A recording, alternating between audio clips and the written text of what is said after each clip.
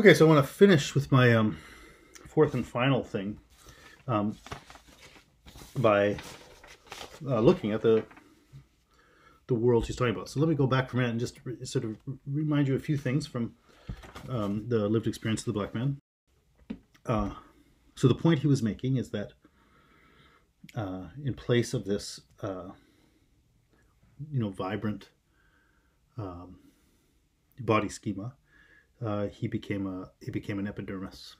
In place of a living body, he became skin, which is to say, he was defined by the surface, the superficial character of his appearance to others, on the basis of which an identity is imputed to him from which he has to live.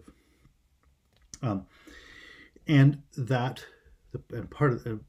was a crippling of body schema in the normal sense. So normally, whenever you act, you rely on a welcoming world. I gave the example of the piano player, and the thing to notice about the piano is that once the piano player has a developed relationship to it, the piano is open to his or her their playing. It's open to the expression of the piano player's musical ideas, and so that had to be learned. The relationship with the piano had to be developed. But once that piano player is developed and the person is an agent of musical performance, the piano precisely becomes the way that the world lets that person's music be expressed. And so the normal, when you're an agent, the normal experience of the world is of an accommodating environment. And that notion of accommodation is essential to what it means to be an agent. But the experience of the black man in white society is, on the contrary, that is crippled, and the world is not a welcoming world, and that's particularly pronounced in this story that I mentioned already. On 98, when he's in the train, and he says, I'll just read a little bit of it. In the train, instead of one seat, they left me two or three. I was no longer enjoying myself, which again is the normal experience of action. When you normally to act in the world is to just carry out your natural trajectory. It's like the plant opening towards the sun. Like it's you enjoy your existence, right? But he says I was no longer enjoying myself. I think he really means that in the sort of saying it's not fun anymore. But that point is right. Enjoyment is integral to the very notion of action. I was no longer enjoying myself. I was unable to discover the feverish coordinates of the world. Right? Normally, you are able to act because you've connected with the world and you learn to act in its terms. Right? And when you learn to act in its terms, it accommodates you. But he couldn't connect to the terms of this world, which, in a certain sense, he says they're feverish. At least they're kind of crazy in the sense that they are in principle at odds with his experience making sense, so that he can't be him and live on the terms of that world.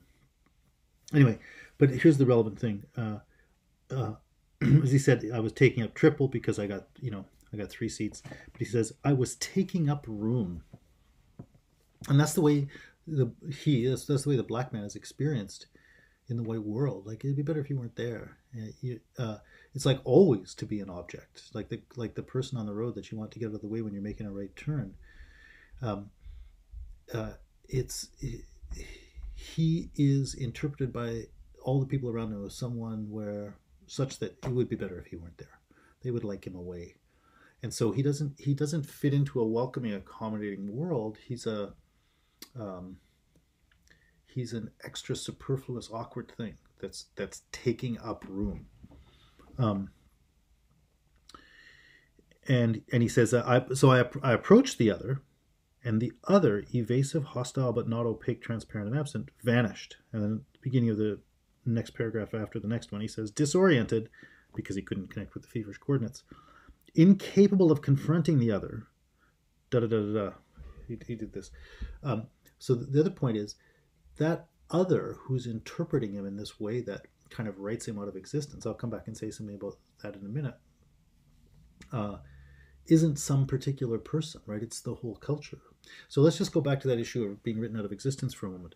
He said at the beginning, well, actually, I think on page 90, he said to be a black man, uh, you are always defined in relationship to the white man. But he says this is not reciprocal. The white man is not defined in relationship to the black man. And basically, what he means by that is that uh, he, well, like I said before, he was born on the losing side of that systematic order into which one is born, not on the winning side. And so he exists in that world as part of um, uh, a kind of an oppressed group. But it's this world. It's here's that map. It's this world, the world of in this case French colonialism. I'll come back to that map in a minute. He exists in that world where the French took over. The French won, and they well, more exactly, it's actually more like this world even more, but it's the world of both of them. The Europeans won. And their culture, which remember is the only decent culture, the only valid culture, and the complete culture. That is the culture that defines the terms that this world operates by. So from the point of view of the global culture of the modern world, which is rooted in the developments of European history with its whole colonial imperial structure, that world has defined itself as the one that has the authority to say what is moral and that it is moral. It treats itself as the vanguard of justice and morality. It treats itself, especially through the scientific revolution, as the cutting edge of knowledge. It knows what knowledge is. It knows what morality is. It is moral. It is knowing, and it's also complete. Like it's got the whole story. So he lives in the world where the terms of that world say you have to define yourself by this, and you do have to because those people won. But that world doesn't acknowledge the essentiality of the black man or the culture or the world of the black man.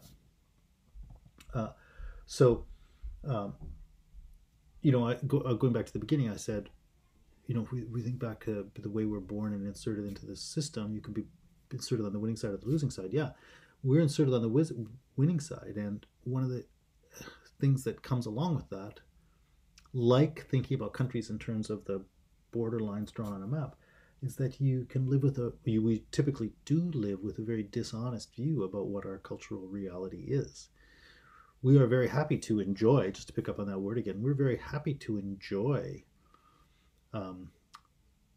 the world we have where we can walk up and down the street without fear of molestation, where we can go into the coffee shop and the person who owns it knows his or their property rights are protected, and can buy a cup of coffee, etc., etc. Like we're happy that we can get coffee and we can get mangoes and things from all over the world, and we can have nice clothes, and we can have not much air pollution, and quiet neighborhoods. All these things, right? We enjoy our lives, and we can very well say, "Oh, that's because that's what it's like in Canada. Canada's great, right?"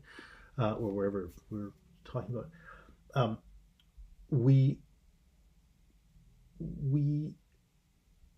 easily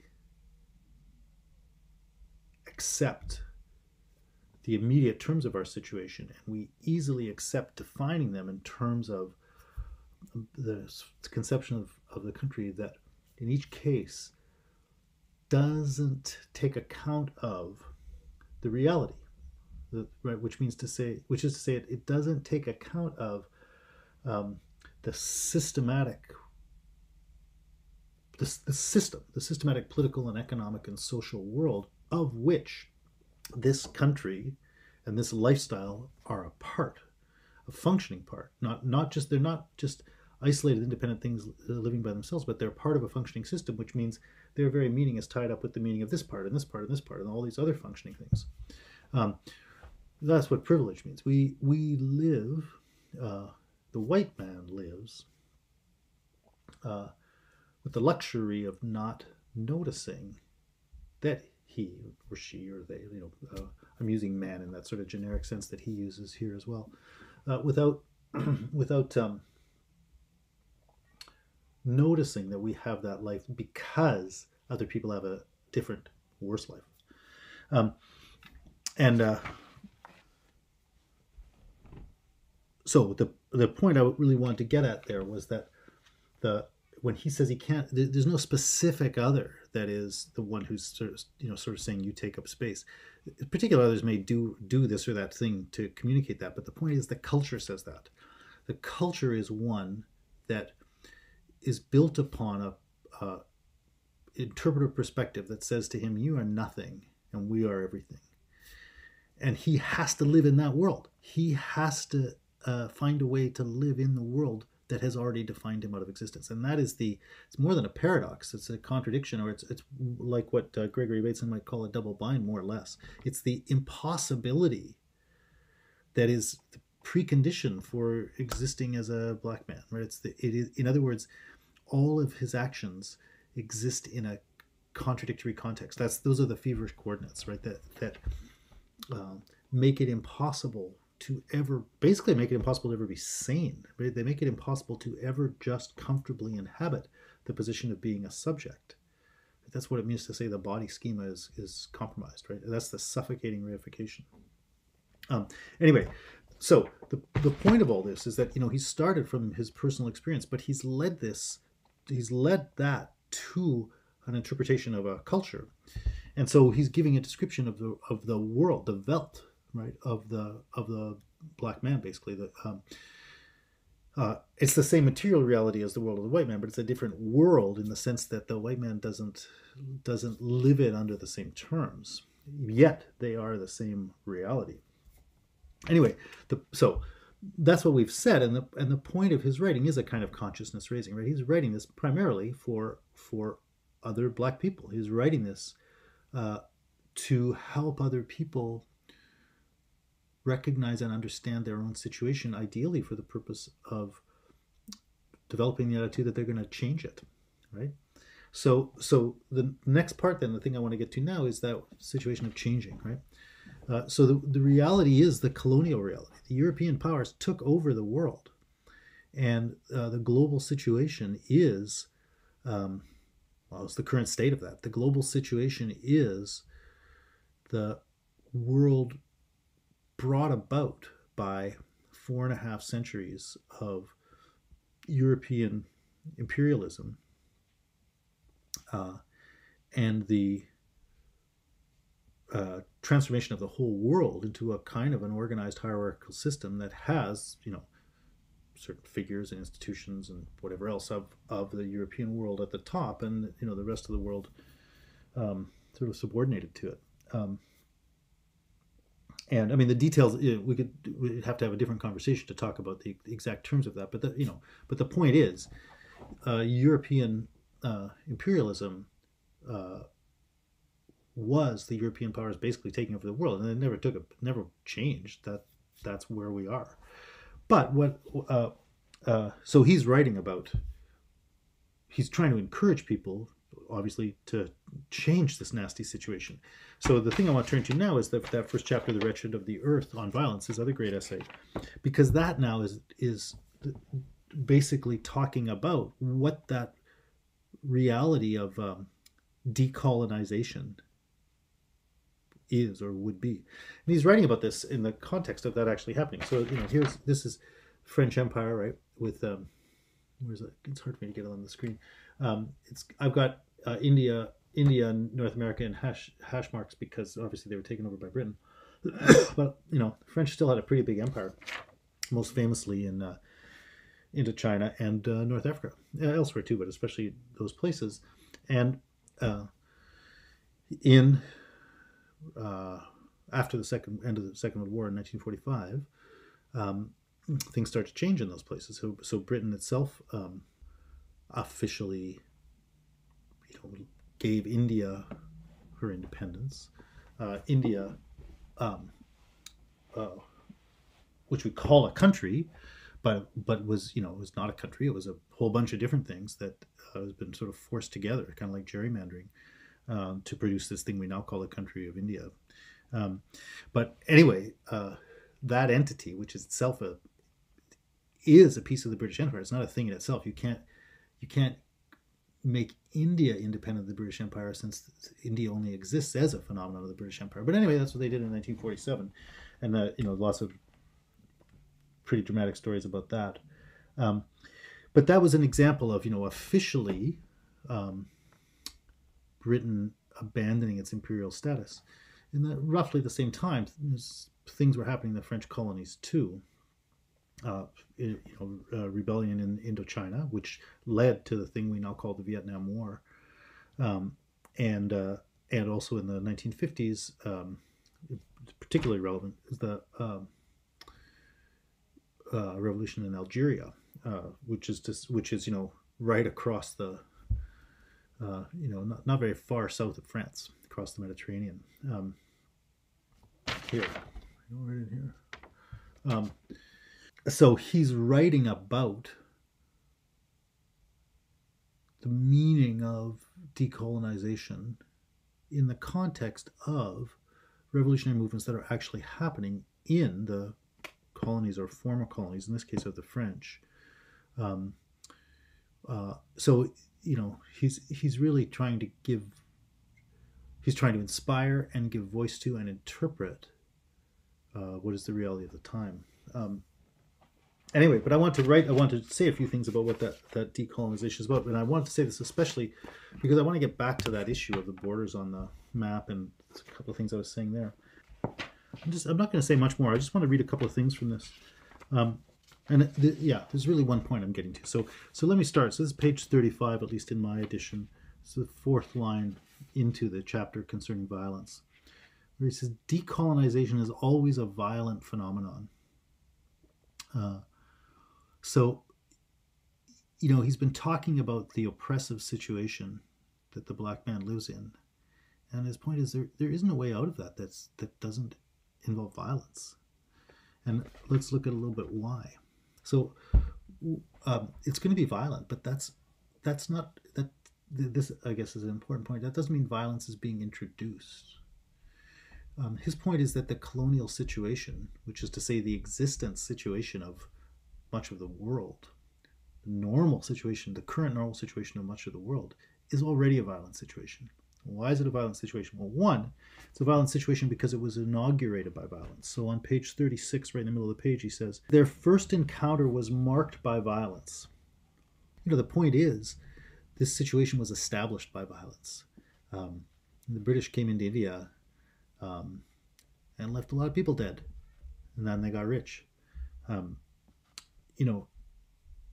The situation didn't just sort of grow on a tree. It didn't just happen that that the French came to rule Algeria, run Algeria, or that the French people, controlled Cambodia and Vietnam, right? These are the consequences of the fact that the French were more militarily and otherwise powerful and able to use force to dominate another group of people. That, however, shouldn't be surprising. Right? I mean, surely one knows that. Although I suppose for some people that would be surprising. That's fine. But that's the more striking thing, I think, is the next one. So I think the next point is that this situation, it's not like it was established by violence, but now it just rolls along happily. His next point is that the ongoing existence of this situation is a kind of ongoing use of force to maintain it. And that's why the only way it's going to change is by force. I'm not particularly going to emphasize that last point. I just want to emphasize this point, and I'm not going to talk about it a lot, but this is the thing I kind of wanted to get to. So where is that force coming from? Where is that force happening? So I'm just going to read you. This is from page 38, which if you have different page numbers, this is in my translation anyway. It's 1, 2, 3, 4, 5, 6, 7. It's the 8th paragraph of the chapter. It begins, the colonial world is a world cut in two. Well, let me read a little bit of that. The colonial world is a world cut in two. The dividing line, the frontiers, are shown by barracks and police stations.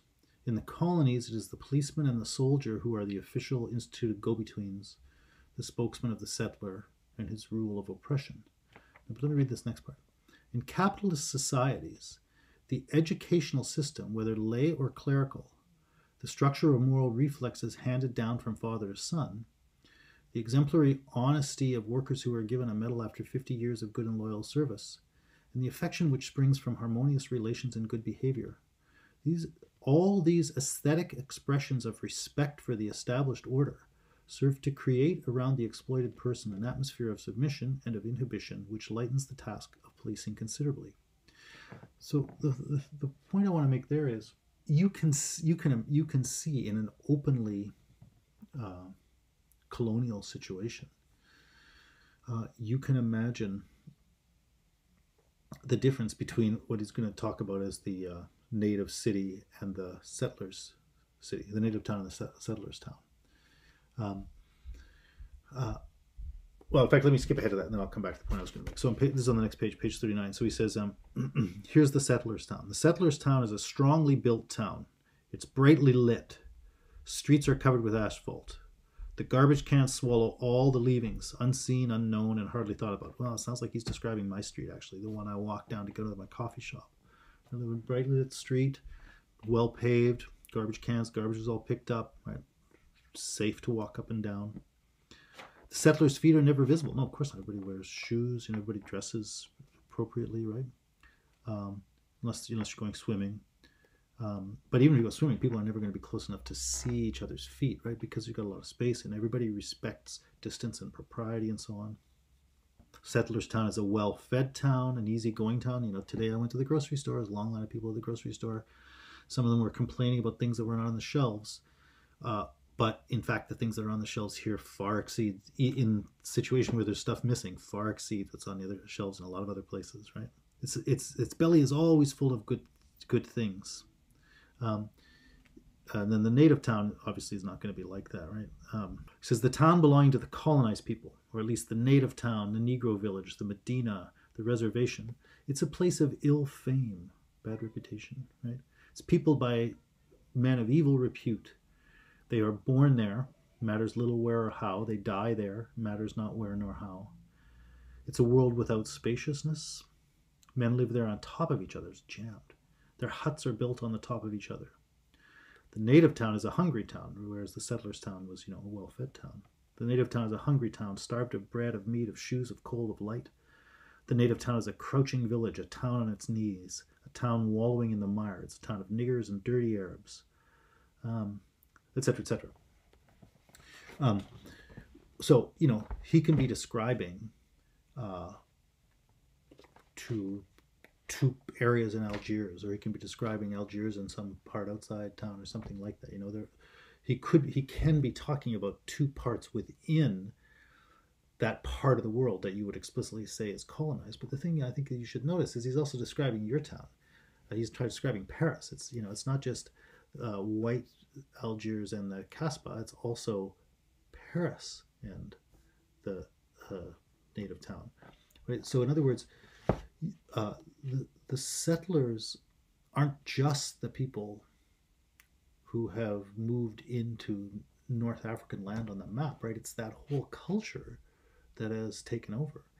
And so, you live in the settlers' town. Everybody living in Toronto or St. John's or whatever, New York City, those are settlers' towns. Not just because they're on the indigenous lands of the people of North America, which is also true, of course, but also just because they're part of the white world. The whole of the white world is the settlers' town. And the point is, when you're in that town, you don't have to notice that other stuff. But the things you have are bought at the price of that. So anyway, so let's go back to this other thing. He was talking about the ways the lines are drawn. So on the one hand, the borders are kept clear by the fact that there are police barracks there and people with guns who are going to say, you're on that side, we're on this side. But the point is also that the very way you live, anyone lives in the settler's town, is a way of drawing those same lines. And so the very act by which you affirm and cultivate the kind of existence you have here, it's not to say nothing good ever happens there, but that activity is also a kind of constant affirmation of the autonomy and propriety of this domain and of the denial of that other domain. And that's a kind of violence, right? So in a way, I guess I haven't said that as clearly as I want, but the point is, there is an ongoing violence enacted by those practices which establish the borders between the white world and the black world, or between the settlers and the colonized. And those aren't things that are just done by police at borders. They're not lines that are just drawn by drawing lines on the map. They're lines that are enacted culturally as well. They're lines that are enacted in, as he says, the way that in the exemplary honesty of workers who are given a medal after 50 years of loyal service. They're enacted by the affection that springs from harmonious relations and good behavior. They're enacted in the educational system. Even in the things that happen that you might think are good, those things remain in an important way political gestures of affirming the kind of difference between us and them. And so, this is a thing that he picks up on in the first essay about the black man and language in Black Skin, White Masks, and also in the essay Algeria Unveiled in the Dying Colonialism. He talks about, again, the thing I talked about at the beginning about culture, where he talks about the things that identify you as belonging on this side or that side. So the way that the black people in the black men, just sticking with his language, the black men in the Antilles speak, they speak pidgin English, and so, which, if I understand correctly, is that word pidgin actually comes from a modification of the word occupation. So it's the language of the occupied.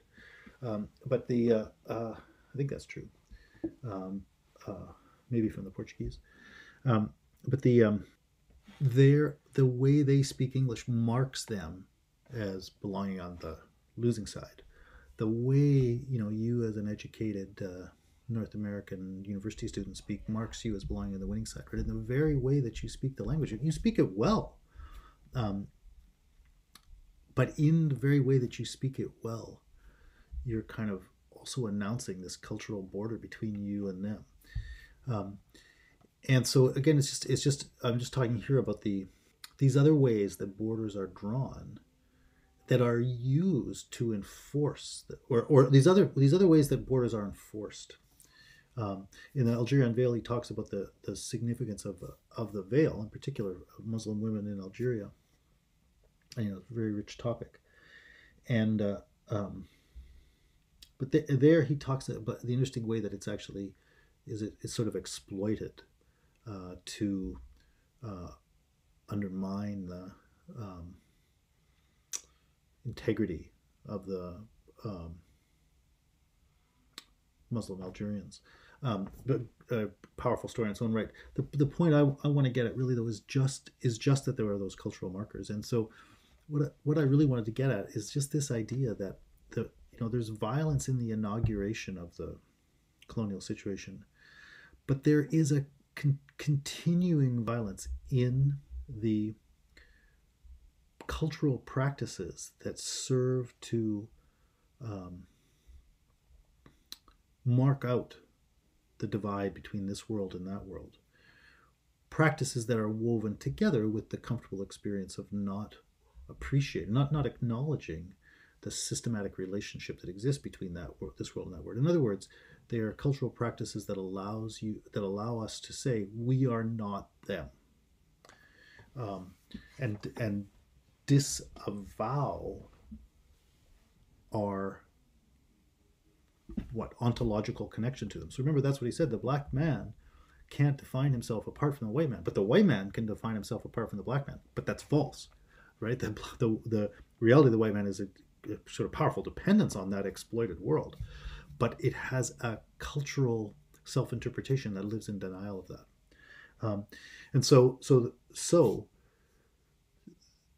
the point really I just wanted to make there then is that there is a kind of ongoing violence enacted against the people on the oppressed side of that situation by the people who comfortably live out their privileged positions and thereby serve to enforce the false claim that we are not they.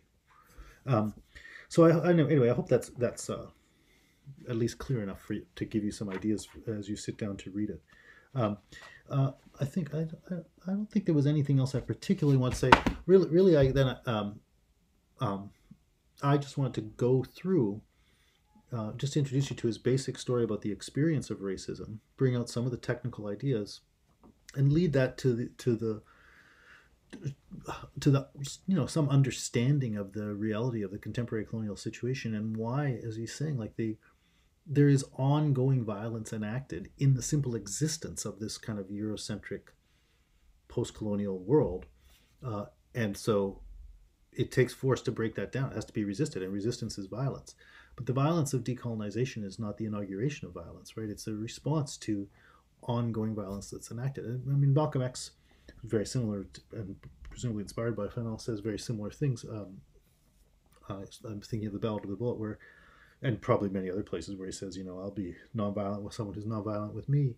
But his point is, this whole situation is constant violence enacted against me, so I'm going to fight back, and that's kind of his point here. Like there's the issue here isn't whether to start violence or not.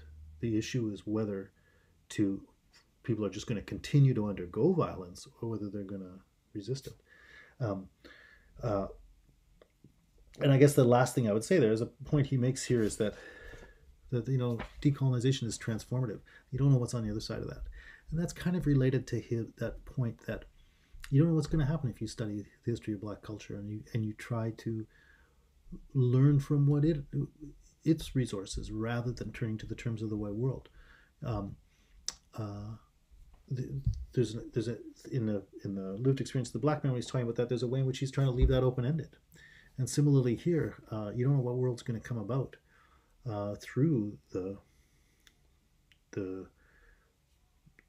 the violence of decolonization. Um, but something's going to be lost, the existing order, but you don't know what's going to be on the other side. Anyway, that's just a place to stop. So I hope that anyway gives you some orientation to these texts, that at least allows you to dig in a bit and start reading them then a little bit more closely and see what you can get out of them. Okay, thanks.